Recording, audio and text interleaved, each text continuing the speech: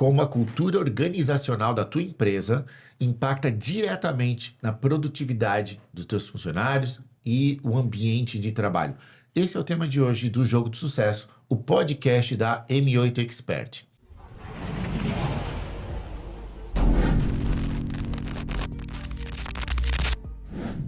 E para estar abordando esse tema hoje, temos aqui a Almiri, uma das experts da M8, né, na área de gestão de pessoas. Bem-vinda, Almiri. Obrigada, Thiago. Obrigada a todos que estão nos assistindo e acompanhando mais esse podcast. E eu já quero desde já te convidar a se inscrever aqui no canal, tá? Vamos combinar o seguinte, você já deixa a curtida nesse episódio. Se você não gostar, você pode retirar a curtida, vamos lá? A curtida ajuda muito a gente. O YouTube entende que esse conteúdo foi interessante e ele vai recomendar para mais usuários.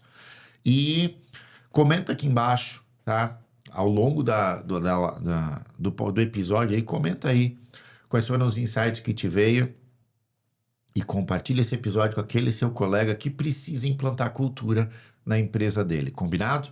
Então, Almiri, na tua experiência, quais são os elementos mais críticos de um ambiente organizacional que genuinamente vão impulsionar a produtividade e o engajamento dos colaboradores? Bom, vamos lá. Eu vou começar por um elemento que, inclusive, está se falando muito nesse momento, principalmente agora com as adequações da NR1, né? Que é a questão da segurança psicológica. Então, a NR1 vem falando dos riscos psicossociais, que vem de encontro à questão da segurança psicológica. Então, eu trago aí um dos primeiros elementos, realmente ter essa segurança psicológica, né? Os empregados se sentirem respeitados, se sentirem à vontade para trazer suas ideias, opiniões, até mesmo para discordar de algo, né? Se posicionarem. Outro ponto que eu vejo fundamental é a expectativa clara. Deixar claro o que espera de você, do seu trabalho, o teu desempenho, a tua entrega, por mais que isso pareça assim tão óbvio, né? Óbvio e básico. Mas eu percebo no dia a dia, nas empresas, que ainda não acontece assim tão claramente. Ainda assim, eu vejo muito presente não ser deixado claro para o colaborador, para o funcionário, o que ele precisa entregar. O que o gestor ou o empregador espera daquela pessoa, do seu trabalho, até mesmo da sua posição. Eu vejo que ainda existem até alguns conflitos de estrutura hierárquica dentro das empresas. Então, eu vejo, sim, uma grande oportunidade na prática, ainda dentro das empresas, de ter as expectativas claras, que está relacionado com o porquê fazer, né? Por que você precisa fazer essa entrega? Por que você precisa fazer esse procedimento? Eu vejo que muitos gestores, às vezes, se queixam, né? Nossa, tem um procedimento, mas tem uma grande dificuldade de fazer a minha equipe cumprir aquele procedimento. E eu sempre falo muito do como você está vendendo, o porquê que eles precisam cumprir esse procedimento. Muitas vezes a gente não fala o óbvio, que é o porquê que precisa, fica naquela questão assim, tá, mas é óbvio, eu não preciso falar isso. Sim, precisa se falar o óbvio, né? Então, eu trago esses como os 3 principais elementos. Claro, tem a questão do feedback, que está relacionada à comunicação também, mas eu vejo esses como os principais elementos. E quando a gente fala em cultura forte, de que forma tu enxergas ter uma cultura forte como uma solução para isso? Bom, vamos lá. A cultura, ela guia as decisões da empresa, de todo mundo, e como que cada pessoa precisa agir, né? Quando a gente fala de cultura forte, já fica claro, né, quais são os comportamentos que cada um deve ter. E eu sempre falo, inclusive, né, que a própria cultura expulsa, digamos assim, né, corre, afugenta aquelas pessoas que não estão alinhadas com aquele jeito de ser, aqueles valores, aqueles comportamentos, né? Porque a pessoa se sente um peixe fora d'água dentro daquele ambiente. Então, vou até dar um exemplo aqui, né? Vamos supor que a gente está em uma empresa onde a empresa prega muito sobre inovação, tecnologia. Vamos falar da IA, né? Porque agora está na onda, tudo é IA, né? Então, onde no discurso a empresa fala muito isso, que quer das pessoas inovação, uso de tecnologias e afins. Porém, no dia a dia, ao mesmo tempo, a conduta dos gestores da empresa é de um ambiente rígido, preso a protocolos, a procedimentos, sem espaço para que, de fato, aplicar essa inovação, aplicar essa pesquisa, aplicar as tecnologias, né? Então, por isso que a cultura, ela precisa, quando falou ali de cultura forte, ela precisa realmente estar alinhada, porque ela é a norteadora disso tudo. Porque senão vai ser contraditório, e aí as pessoas, como eu falei antes, elas vão ficar perdidas. Tá, mas o que realmente acontece na prática? O discurso é esse, mas na prática a gente vê diferente. E agora, como que eu ajo? Então as pessoas ficam perdidas. Até porque, assim, é muito comum, não deveria ser o correto, mas é muito comum a empresa ou o empresário falar assim, a minha empresa tem cultura bem clara, definida, tem visão, missão, valores, tudo isso, tá lá bonitão na parede, né? Uhum. Então, a minha empresa tem uma cultura, nossa empresa tem uma cultura incrível, mas quando tu chega lá e tu olha, o discurso é um e o resultado é outro, né? Muitas vezes com baixa produtividade, baixo engajamento da equipe. Quais são aí os desalinhamentos mais comuns que tu observa entre discurso e resultado? Então, é bem isso que tu falou antes, né? Geralmente, o empresário fala bem isso. A minha empresa tem uma cultura muito bem definida. Mas por quê? Porque tem um quadro no corredor, tem um quadro nos ambientes comuns, tem um quadro de missão, um quadro de visão e um quadro de valores. Não, porque a gente já sentou para discutir sobre missão, visão e valores. Ok. Então, na prática, eu ainda percebo que alguns empresários se apegam muito nisso, em ter um quadro falando qual que é a nossa missão, qual que é a nossa visão, qual que é os nossos valores. Mas no dia a dia, ainda não se percebe os comportamentos, se esses comportamentos de todos estão alinhados com aquilo que está escrito, por exemplo, naqueles quadros. Então, eu sempre digo que, assim, não basta você ter um quadro de missão, visão e valores para dizer que a tua cultura está muito bem alinhada. Tá realmente mais no comportamento das pessoas.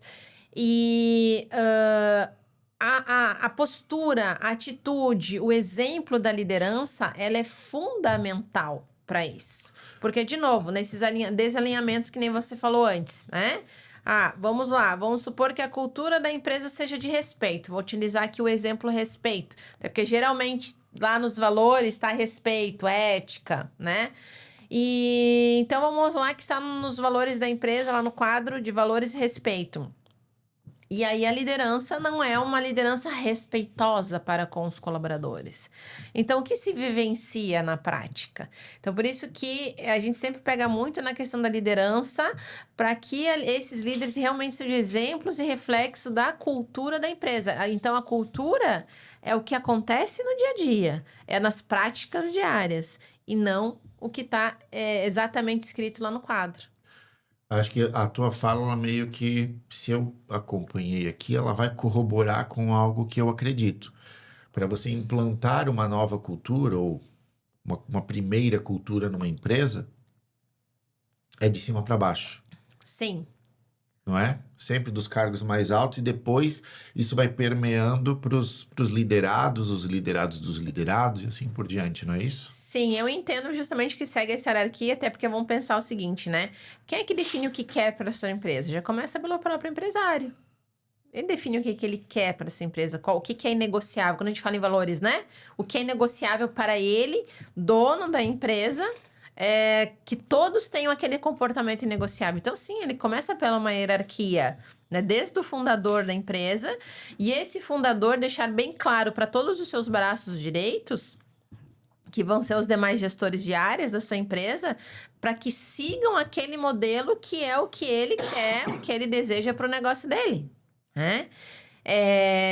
E a partir disso, sim, realmente vai desmembrando, né? É um círculo virtuoso. Vai desmembrando para os seus colaboradores. Ô, Miriam, até porque, vamos lá, se eu tentar aplicar primeiro na base, no operacional, eles vão olhar para cima, vão ver o líder deles fazendo completamente diferente, Sim. vão dizer, não faz sentido, estão me dando essa palestra aqui. Uhum. Não é isso? Exatamente. É aquilo que nem eu falei antes. É o exemplo do respeito. E eu trouxe esse exemplo do respeito propositalmente, porque realmente é o que eu mais vejo. Respeito geralmente está no quadro de valores. Inclusive, né, escreve aqui para nós nos comentários, no teu quadro de valores, né? Quais são os comportamentos que estão escritos lá no teu quadro de valores da tua empresa? Escreve pra gente aqui nos comentários. Escreve se respeito está, né? Geralmente respeito está. Até porque é um comportamento inegociável, né? Se subentende que sim. Porém, de novo, quando chega na prática, às vezes isso não acontece. E quando a gente fala na liderança, né? A gente já trouxe aí a importância de trabalhar primeiro as lideranças, né? Na implantação da cultura.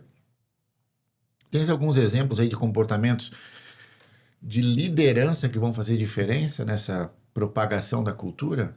Sim. Primeiro a gente acabou de falar, né? Que é a questão do ser exemplo. Outra questão é a comunicação clara.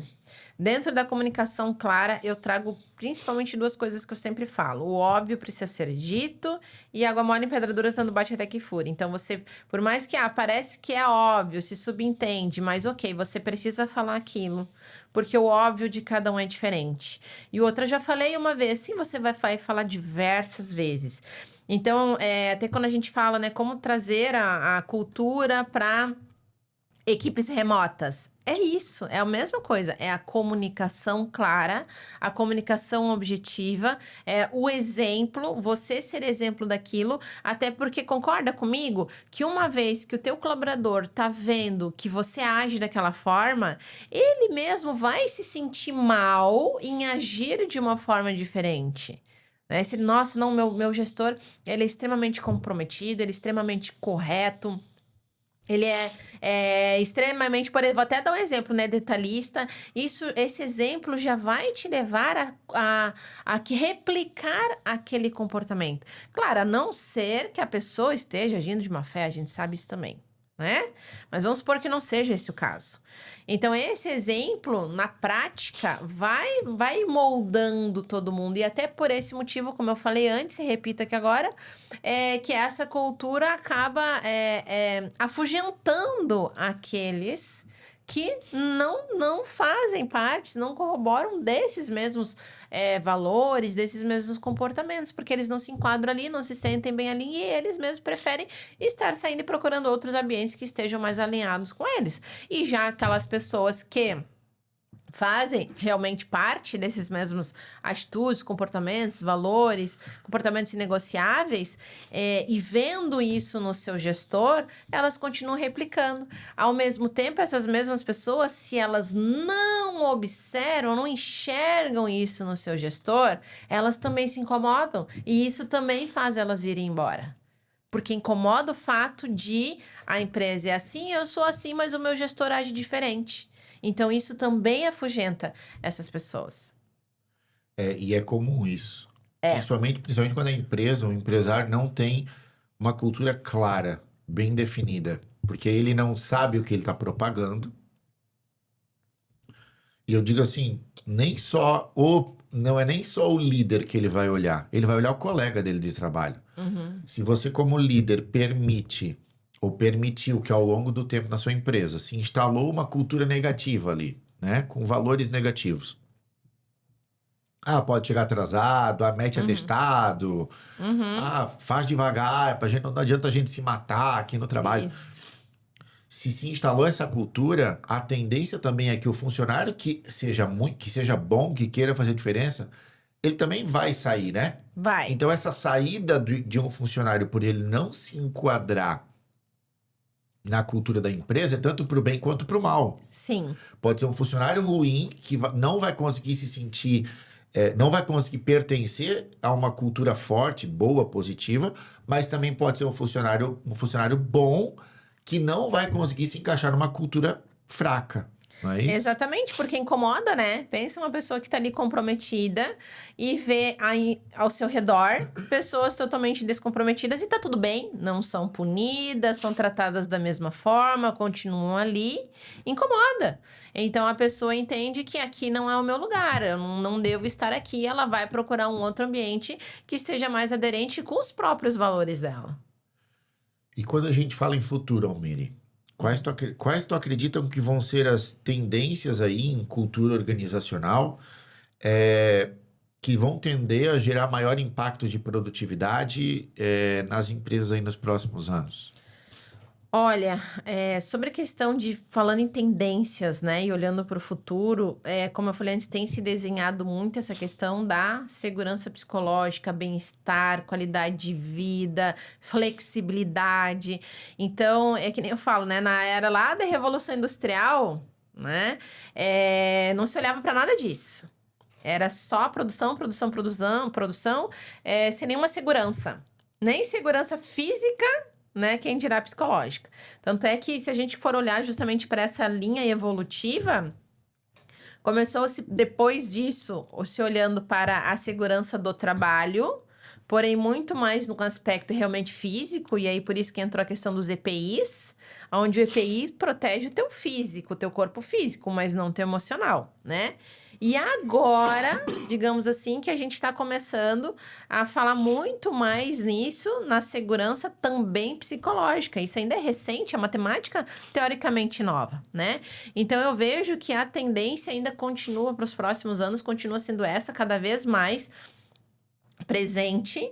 A questão da segurança psicológica, a questão da flexibilidade, pensando aí também que a própria geração, tanto a geração, não necessariamente a nova, mas a geração mais antiga também já vem procurando maior flexibilidade, né? Então, todos estão se direcionando para isso. Quando a gente fala em flexibilidade, o que eu quero dizer de flexibilidade? Desde uma flexibilidade com um horário de chegada, um horário de saída, para você poder fazer coisas como, por exemplo, uma consulta, uma yoga, uma academia, algo nesse sentido, uma viagem curta. Então, você tem essa flexibilidade. Você também tem a flexibilidade de um determinado dia da semana trabalhar remotamente. Então, esse tipo de flexibilidade que eu me refiro, né? Então, eu vejo que as tendências, o caminho é justamente para isso, cada vez mais estar se olhando para a qualidade de vida. Os programas, por exemplo, de qualidade de vida que as empresas cada vez mais estão implantando. Vou dar um exemplo aqui de né? O Gympass, tem muitas empresas que têm, que já aderiram. Tem empresas que... E aquelas empresas que não têm, os colaboradores pedem para a empresa implantar. Porque justamente é isso, olhando para a qualidade de vida, onde vai ter acesso a academias, a nutricionista, a mindfulness, yoga, até mesmo terapia. Eu vejo que está também tendo esse movimento onde as próprias pessoas estão valorizando ter acesso a um profissional, um psicólogo, para o autocuidado. Então, não vem apenas da empresa, tá vindo das próprias pessoas fazerem esse movimento que está impactando na empresa. As próprias pessoas, elas estão mais preocupadas do que antigamente com o autocuidado. E isso vai refletindo dentro da empresa, até como eu acabei de falar, nesses movimentos onde os próprios empregados solicitam e valorizam esse tipo de benefício. E aí veja que esse tipo de benefício ele tanto serve para a retenção quanto também para a seleção. Então, vamos supor que o empregado está trabalhando numa empresa onde não tem esses benefícios, ele vai olhar com outros olhos uma outra oportunidade profissional onde tenha benefícios que se preocupem com isso, com qualidade de vida, com bem-estar, com flexibilidade. Então, isso tudo faz parte da cultura, porque se você está dentro de uma empresa onde não tem a cultura de valorização da qualidade de vida e bem-estar do profissional, você pode estar perdendo pessoas, né? E também adoecendo pessoas. Então, isso está intimamente ligado com a cultura. Isso que tu falou é muito legal, porque é comum eu ver acontecer o seguinte: um empresário que eu estou atendendo, ele tem um ambiente muito saudável de trabalho, tem esses benefícios, né? Vamos falar assim, para os funcionários, tem esse apoio aos funcionários, esse acolhimento, esse pertencimento. E é muito comum esses funcionários receberem propostas de concorrentes, até por salários um pouco mais altos, não muito mais altos, mas um pouco mais altos, e eles não saem. Uhum. Por conta disso também, né? Então, da mesma forma que eu vou olhar vou olhar com mais interesse, mais intenção para uma empresa que me ofereça, eu também vou pensar duas vezes antes de sair da minha empresa, se ela já me oferece, para ir para uma outra que não me oferece, né? Sim, porque é fator de retenção. Vamos pensar o seguinte: o ser humano tem uma tendência natural ao comodismo, correto? Concorda? Sim. Então vamos lá. Se você está num lugar onde o ambiente, o clima é agradável para você, você gosta dos teus colegas, você já tem uma afinidade com eles, já são até amigos, né? Tu gosta das pessoas que estão ali trabalhando contigo. Tu se sente respeitado, valorizado, reconhecido. O teu gestor é um gestor que te respeita, né? Vamos pensar no princípio básico, respeitar as pessoas, né? Ele não é agressivo, não incomoda naquele sentido de te afetar negativamente, psicologicamente, né? A tua empresa tem esses benefícios que para ti faz sentido e que tu usufrui deles, né? Porque também não adianta ter benefícios que tu não usufrui. Não, tu usufrui, para ti é importante. Vamos supor, para ti é importante fazer academia todo dia. E aí tu tem acesso a um custo muito menor todo dia porque tem essa oportunidade na tua Daí a empresa. importância eu conhecer também meus funcionários, o Exatamente. que é importante para eles, né? É porque automaticamente a tua empresa ela já vai atrair pessoas que buscam isso. Não adianta eu oferecer desconto na academia se ele não tem nem dinheiro para. Ou se ele não consegue nem alimentar a família dele. Às vezes uma cesta básica vai funcionar melhor do que um Sim. passe para academia, né? E aí é justamente por isso que tem empresas com benefícios flexíveis e pacotes de benefícios diferentes para cada público. Vamos lá. Tem empresas muito grandes que têm um enorme público operacional, que eu encaixo o exemplo que tu acabou de dar. Talvez seja um perfil que para eles é mais valorizado, outros benefícios básicos. E também tem um enorme público administrativo, onde valorizam mais outros benefícios, como, por exemplo, acesso ao nutricionista, terapia, grupos de yoga e assim por diante. Flexibilidade de horário. Isso, e é justamente por isso que tem empresas que adotam isso. Pacote de benefícios flexíveis ou diferentes para cada público, porque eles conseguem atender a necessidade e o interesse de ambos os públicos. Isso conversa com a pirâmide das necessidades de Maslow, com né? certeza, assim, ó, por mais que seja lá de 1943, ou seja, antigo, né? E a Mas gente muito atual ainda. Exatamente, a gente fala assim no mundo de constante evolução, onde as coisas a cada 73 dias, né? Tem até uma pesquisa, agora eu não me recordo a fonte, mas uma pesquisa bem atual que fala que a cada 73 dias a gente está em mudança. As coisas mudam, vem uma nova informação, enfim, uma inovação a cada 73 dias. Então, a gente falar de algo que lá de 1943, a pirâmide de Maslow, diz, poxa, mas isso é antigo, né? Já está aí quase 100 anos, né? Já tem 80 anos, né? Mas mesmo assim, ela continua sendo aplicável, como eu sempre falo, né? Nos treinamentos, nas palestras que eu ministro, até que revisitem ou descubram, construam um novo conceito em cima da pirâmide de Maslow, ela vai continuar sendo atual, né? Até o momento não foi reconstruída, então ela continua sendo atual e totalmente aplicável. É como eu sempre falo, por exemplo, do feedback. Você consegue encontrar a necessidade do feedback dentro da pirâmide de Maslow. Quando ela tem 5 hierarquias, a pirâmide de Maslow. Quando você chega na pirâmide, na hierarquia de segurança psicológica e na hierarquia de estima, que está um pouquinho mais acima, dentro dessas duas hierarquias da pirâmide, você consegue enxergar, por exemplo, a necessidade do feedback. Então, né, só dando um exemplo aqui, por isso que eu sempre digo, o feedback é uma necessidade básica humana e tu encontra ela dentro da pirâmide de Maslow. E esses outros exemplos que a gente está falando aqui também, de bem-estar, de qualidade de vida, respeito. Respeito também é outra coisa que está dentro da pirâmide de Maslow. Então, sim, ela por mais que tenha aí 80 anos, como a gente falou, mas ainda na prática, no dia a dia, e eu falo muito sobre Maslow, a pirâmide de Maslow, a gente consegue enxergar muitas coisas que a gente vive no dia a dia organizacional lá dentro. E se explica o porquê que é algo necessário. E, ô Mary, quando a gente...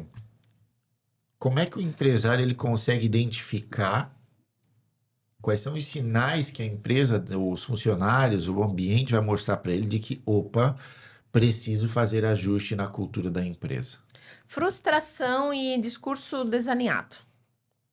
Discurso desalinhado é o que vai levar à frustração. E aí, de novo, eu vou bater muito nessa tecla. Discurso desalinhado de quem? Vou continuar. Da gestão. Porque é que nem naqueles exemplos ali que eu falei antes, né? A gestão tem um discurso para A, mas uma conduta para B. E aí o colaborador fica no meio sem saber o que faz. Eu faço A, que é o que eu tô ouvindo, que querem que eu faça, ou eu faço B, que é o que eu vou ser cobrada para fazer. Então pensa, imagine você colaborador. Ele ouve que precisa fazer algo, porém ele é cobrado para fazer outra coisa diferente. Então esse desalinhamento que leva à frustração. E de novo, quando as coisas não são claras, porque as pessoas também criam expectativas, né?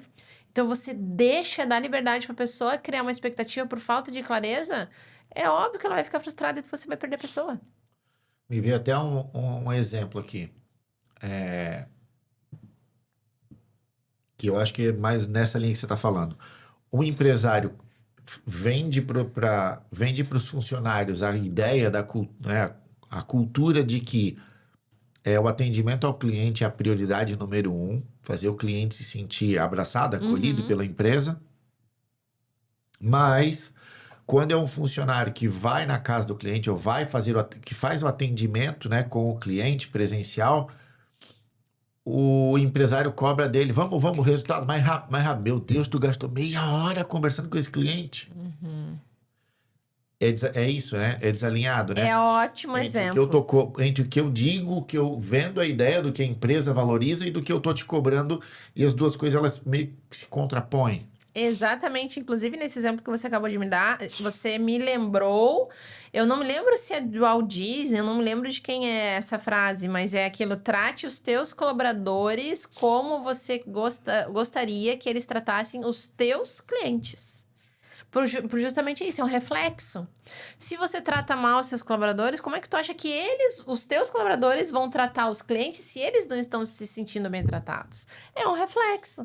A gente não fala que a equipe é reflexo da liderança? Então é a mesma coisa.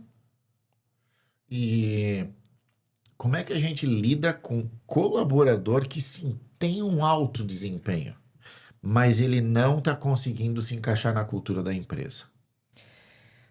Aí, assim... Porque é delicado, eu já passei por vários casos desse, onde tu tens um funcionário que rende muito bem, mas em termos de cultura ele não se encaixa.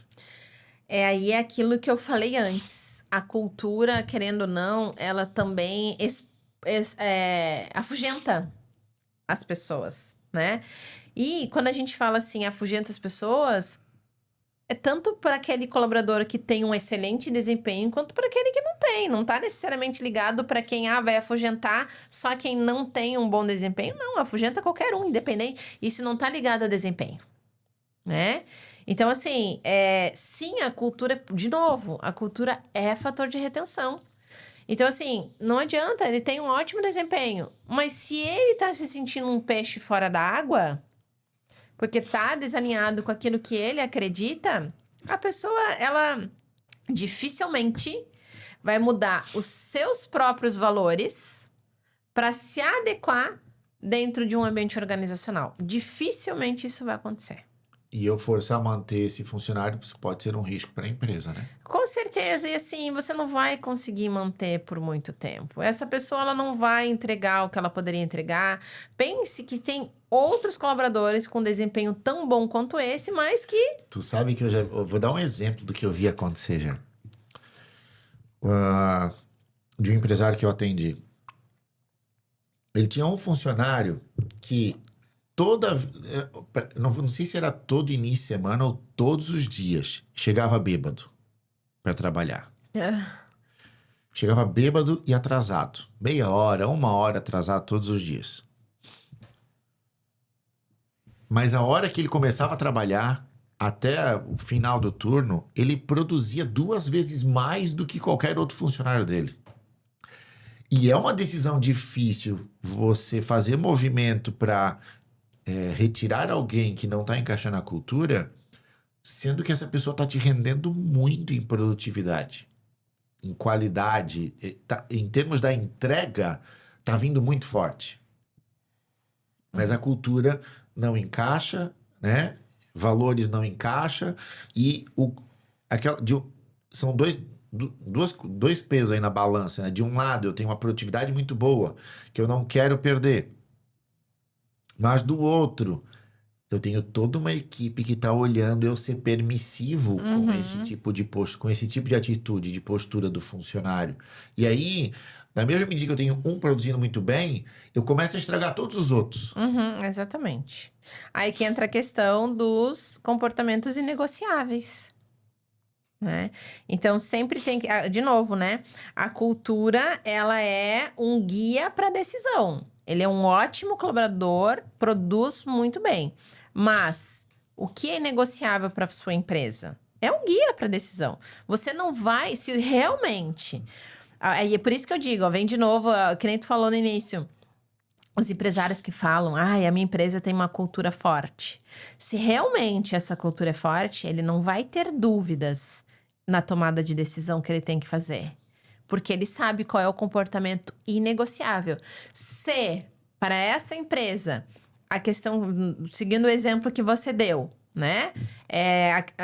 O vir trabalhar sóbrio é um comportamento inegociável para essa empresa, ele não vai ter dúvidas na tomada de decisão. Porque por mais que a pessoa tenha uma boa entrega, mas ele tem um guia, que é os valores da empresa, a cultura da empresa. E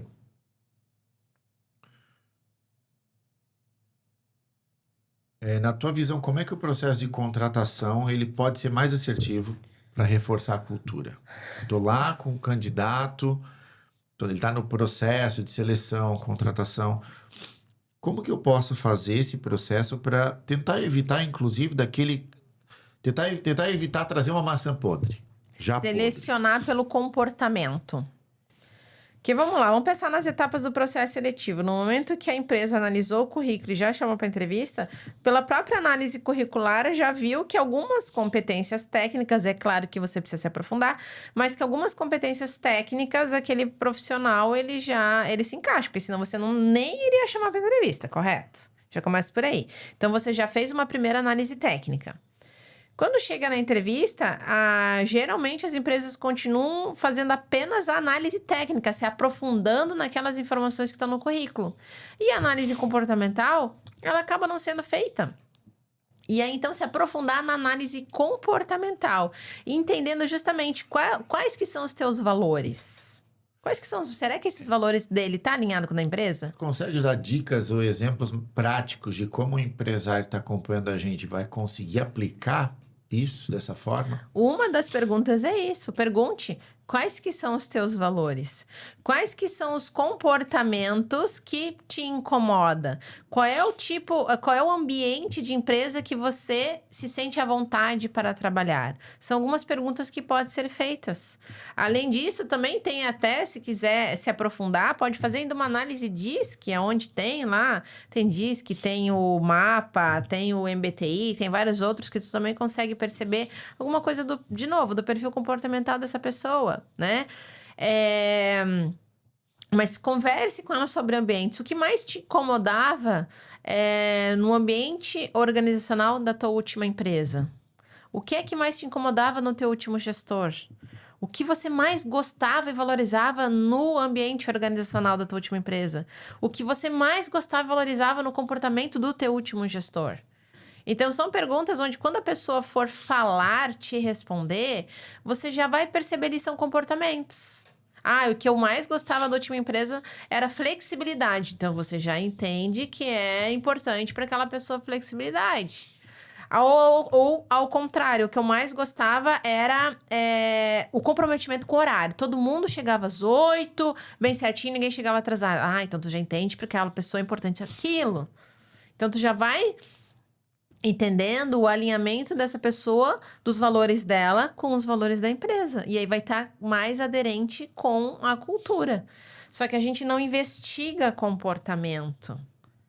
A gente não investiga.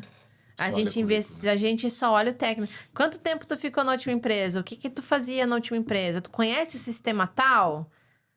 Tu mexe no Excel? Tu sabe pacote Office? Qual resultado você trouxe para a empresa?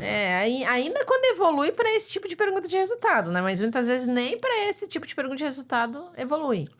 Agora realmente, que nem eu dei esses exemplos aqui, né? Dei ali uns 5, 6 perguntas de exemplo comportamental, é muito difícil evoluir. E aí que entra a questão do desalinhamento da cultura. Miri, quando a gente fala em porte de empresa maior, empresa menor, quais são aí qual delas tu acredita tem mais facilidade ou mais dificuldade para estar implantando cultura organizacional, para estar não só implantando, mas também corrigindo muitas vezes? É até uma dúvida minha, assim, vou até atrelar essa pergunta. Qual é o momento que o empresário tem que começar a se preocupar na construção da cultura? Por que eu estou te perguntando isso? Porque, ok, a resposta que eu já imagino que você vai começar é desde o início. Mas, assim, vamos lá, o empresário está no início, ele está, no geral, atolado com tanta coisa, sabe, startando o negócio, que a maior parte vai olhar e vai dizer, não tive tempo, não tenho tempo de fazer isso aí agora. Então, quando você entende que qual é o limite? Então, não quando é o ponto ideal para eu começar a implantar, mas qual é o limite, ó? Até aqui tu tem que estar começando a implantar. Senão tu vai ter problema muito grande. O quanto antes. É realmente desde o início, mas não foi no início, o quanto antes. Porque senão, que nem tu falou, vai começar a ver os problemas e a gente sempre age apagando incêndio, né? Como um bombeiro, né? Agora deu problema, então agora eu tenho que fazer aquilo porque eu já tô começando a ter problema. Então, quanto antes, enquanto ainda de preferência não tem problema. Ou viu que já deu o primeiro problema, não deixa dar o segundo, o terceiro e o quarto. Já faz ali. Daria para eu falar que quanto antes eu começo a implantar cultura, mais fácil vai ser de eu implantar ela? Sim, com certeza. E outra, né? No momento que você contrata, se você é um empresário que está contratando pessoas, de novo, já começa a contratar as pessoas, como a gente estava falando agora há pouco, dentro dessa cultura que você quer. Se você quer uma cultura de respeito, contrate pessoas onde você vê que elas sejam pessoas que tenham prática de respeito. Sobre a questão do porte, eu não vejo isso ligado a porte, tá? Pequeno, médio, grande porte tem maior dificuldade ou menor dificuldade, eu não vejo. Eu não vejo porque, assim, tá ligado ao quê? De novo, a forma como você comunica isso. Então, seja pequeno, médio ou grande, depende da forma como essas empresas estão comunicando. Então, eu, particularmente, não vejo essa problemática de ser mais difícil ou mais fácil ligado ao porte. Tu sabe a sensação que eu tive relacionada a porte de empresa e implantação de cultura? Que, no geral, a empresa pequena ela acaba tendo um pouco de dificuldade de implantar e manter uma cultura coesa. Por quê? Porque normalmente é o empresário mais 2, empresário mais 3 funcionários. E aí ele não tem volume de mão de obra suficiente para deixar cada um no seu quadrado, vamos falar. E aí ele acaba tendo que fazer uma mescla aí de funções e muitas vezes isso atrapalha atrapalha a manutenção da cultura, não é nem a implantação, mas a manutenção. Vou dar um exemplo. É muito importante, né? A gente valoriza demais o atendimento ao cliente. Mas o funcionário que faz o atendimento ao meu cliente, eu estou precisando que ele também faça o financeiro, por exemplo. Eu diluí o tempo dele. Eu transito ele aí, entra a questão até de perfil, eu transito ele entre duas funções muito diversas, né? Entre uma mais operacional, mais técnica e outra mais relacional. E na outra ponta também tem desafios que eu vejo. Por exemplo, também tive o caso de uma empresa que tinha 60 funcionários.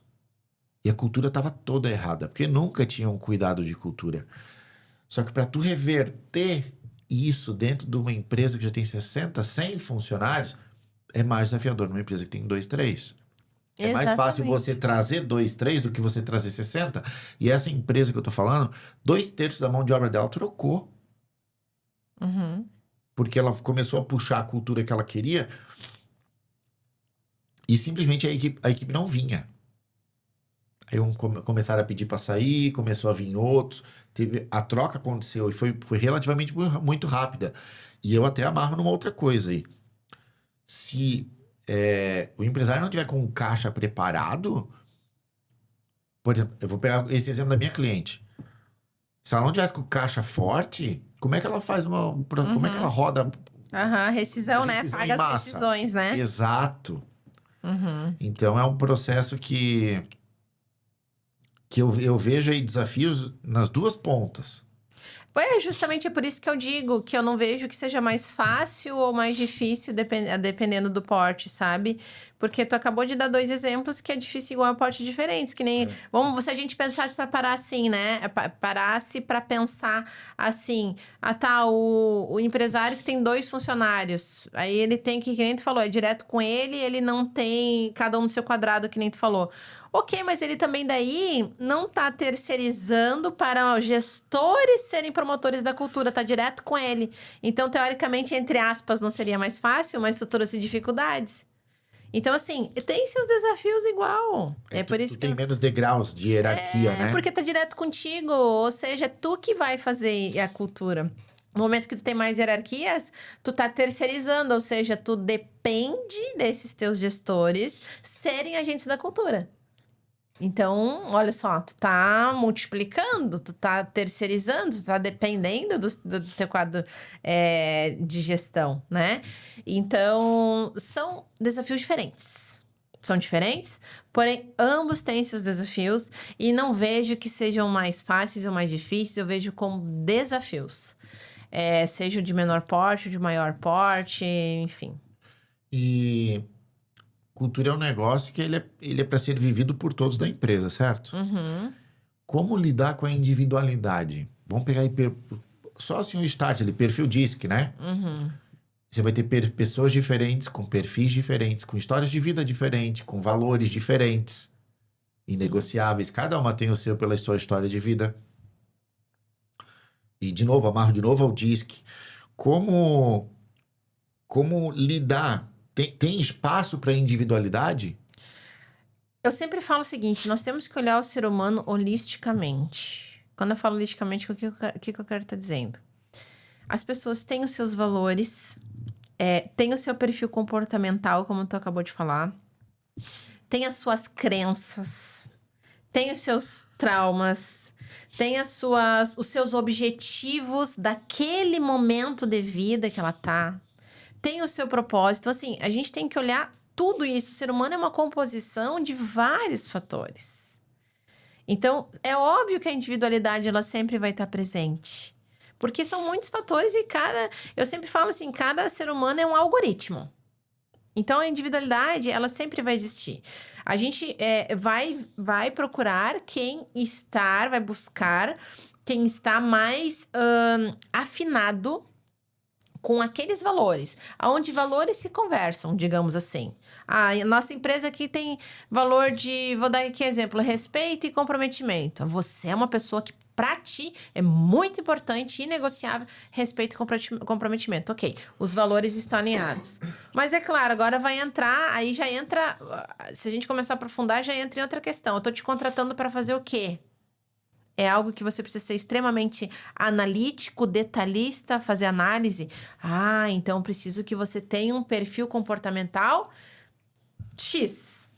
Porque você vai executar funções que sejam de análise, de detalhes, enfim, não sei o quê.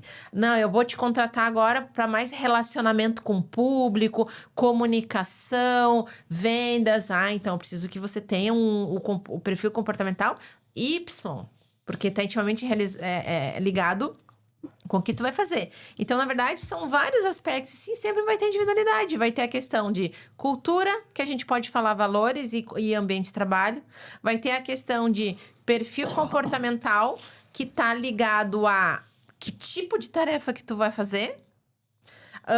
Eu também já alinho o objetivo teu de vida. Nesse momento, eu sempre falo que é momentâneo, porque muda. De tempo em tempo, sim, a gente muda. Né? Até se fala que a gente tem se vive um ciclo a cada 7 anos, né? Pode ser que para alguns seja menos de 7, para outros mais 7, mas algo é fato, que sim, a gente vive em ciclos e que os nossos objetivos de tempo em tempo eles mudam também. Então, o teu objetivo desse momento que você está trabalhando naquela posição dentro daquela empresa tá alinhada com o objetivo que você quer, que aí, inclusive, às vezes se conversa com salário e outras não. E aí é uma coisa que eu sempre explico, principalmente para os empresários. Tem sim funcionários que eles estão em busca apenas de salário. Por quê? Porque esse é o momento de vida que aquela pessoa está vivendo. Ela precisa escalonar, ou porque ela quer se formar, ou porque ela quer comprar uma casa, ou porque quer se casar, ou porque tem filhos. Então, aquele momento, a prioridade, o objetivo número 1 na vida daquela pessoa, naquele momento, é o financeiro. Então, ela vai buscar aquilo.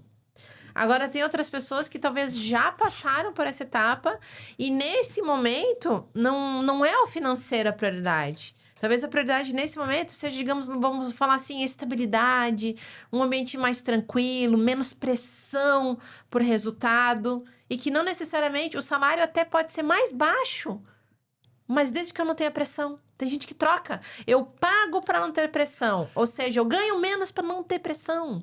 É o momento daquela pessoa. Entendi, mas aí como eu gerencio isso numa empresa que vai ter funcionários em diferentes posições dessas, certo? Uhum. Não vai começar a gerar comparação? Como assim? No tratamento, nas cobranças, nas flexibilizações. Não, eu não vejo que é comparação. Eu vejo que, assim, a pessoa certa no lugar certo. Isso é o verdadeiro significado dessa frase que a gente sempre fala. Tem a pessoa certa no lugar certo. É isso. Porque quando que tu vai... de novo, alocar essas pessoas, cada uma, né? No seu posto ou no seu desafio. No momento que tu contratar elas, Miriam, mas essa pessoa aqui já tá 10 anos da empresa. É justamente por isso que tem pessoas com 7, 10 anos da empresa, elas pedem para sair. Porque o momento delas mudou. Aqueles 10 anos que elas trabalharam naquela empresa, era aquele ciclo delas. Agora o ciclo delas é outro. E aí, por isso que elas querem sair. Então, eu não vejo da empresa tratar de forma diferente. Eu vejo que é o momento. E aí tá tudo bem, por isso que tá tudo bem esses momentos acontecerem e esses ciclos se encerrarem. Como nesse exemplo que eu acabei de dar, pessoas que há 10 anos depois pedem para sair das empresas. Porque elas mudaram, agora que elas querem, que nem eu falei, o objetivo delas naquele momento é outro. E aí não é a empresa que vai mudar, é elas que precisam fazer essa mudança. Entendi. Você que tá acompanhando a gente aqui até agora, tá gostando desse episódio? Então não se esquece, deixa a curtida aqui nesse episódio, aqui no vídeo, tá? Se inscreve aqui no canal, tá? Para não perder os próximos episódios. E compartilha esse vídeo com seus amigos empresários que precisam, que tu olha para ele assim, ele precisa fortalecer a cultura da empresa dele. Então compartilha com ele. Além disso, quero te convidar a seguir a M8 Expert no Instagram. Então busca lá M8 Expert. Lá você também vai acompanhar materiais exclusivos lá e os cortes também do Instagram também vão lá para o Instagram. E quero te convidar a conhecer a M8 Expert. A M8 Expert é quem mantém o jogo de sucesso. E a M8, ela tem um propósito de pegar você, empresário, pela mão e te servir e te dar suporte, te dar ajuda na jornada de empreender. Então, se você quiser conhecer um pouco mais sobre a M8, clica aqui no link aqui na descrição desse vídeo e vem conhecer um pouco mais. Você vai ter acesso a mim, você vai ter acesso ao Miri e a vários outros experts ali dentro desde a área jurídica, financeira, desenvolvimento pessoal, gestão de pessoas, posicionamento de mercado, vendas. Você vai ter todo esse suporte ali dentro para estar se desenvolvendo como empresário, tá? A jornada não precisa ser sozinho. Então, clica ali no link para conhecer. Almiri, e estamos estamos na reta final aí, mas eu queria que tu, de alguma forma mais prática, desse assim, qual é o passo a passo, por onde eu começo a implantar uma cultura? Vamos lá, então, até já, né, aproveitando e concluindo a nossa conversa e fazendo meio que um resumo também, né, do que a gente falou aqui. Por onde que eu começo? Pelo início. Almiri, não comecei no início. Aonde que eu começo? Comece agora. Comece. O que você precisa fazer é começar, que nem eu falei antes. O quanto antes, principalmente, vamos lá, né? Tem empresários que não têm funcionários, que só tem terceiros, tem empresários que têm 2 ou 3 funcionários, que nem a gente falou, tem outros que têm dezenas, centenas e assim por diante. Comece. Só que aonde eu vejo, sabe, a maior problemática não é nem tanto o implantar a cultura, mas, de novo, é fazer na prática com que ela ocorra da forma como você desenhou para que ela ocorra. Quando eu falo você desenhou, o que eu quero dizer? Como você escreveu lá no quadro, Missão, Visão, Valores, né? Para que, de fato, ela ocorra como está escrito lá no quadro e para que não seja um quadro na parede. Porque, de novo, você ter um quadro na parede não significa que você tem uma cultura forte. Então, assim, na prática, o que você está fazendo para que essa cultura que está escrito lá no quadro, ela aconteça no dia a dia? É no comportamento das pessoas. Começa pelo comportamento de quem? Começa pelo comportamento da gestão. Porque o colaborador, ele não vai agir como agente da cultura se o gestor dele não é agente da cultura. Então, vai cascateando, vai descendo. Primeiro, o gestor tem que ser agente da cultura para que o colaborador seja um reflexo e também agente da cultura. Porque senão o colaborador não vai ser. Então, sim, precisa ser cascateado, sim, precisa seguir uma hierarquia. Não tem como a gente cobrar que o colaborador seja se ele não vê esse exemplo acontecendo no dia a dia. E aí, que nem a gente falou, isso vai fazer com que ele vá embora.